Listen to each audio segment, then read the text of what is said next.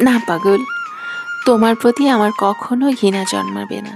তুমি হলে স্নিগ্ধ সরল, যারে সাধনা করে পেতে হয়। আমার জীবন থেকে বিদায় নিয়েছো, আফসোস তো আমার ঠিকই হয়। কারণ যতদিন ছিলে, জীবন আলোকিত করে রেখেছিলে আমার। অন্ধকার ঠিকই নেমে এসেছে আমার অস্তিত্বে।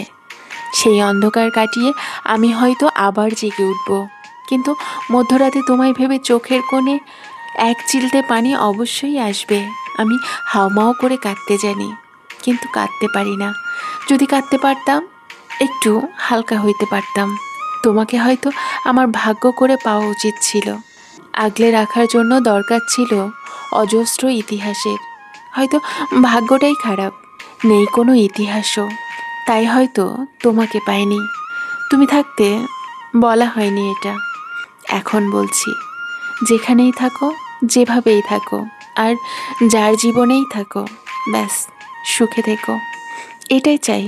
ভালোবাসলেই তোমায় পেতে হবে, থাক না কিছু পাওয়া, না পাওয়া অপূর্ণতায়।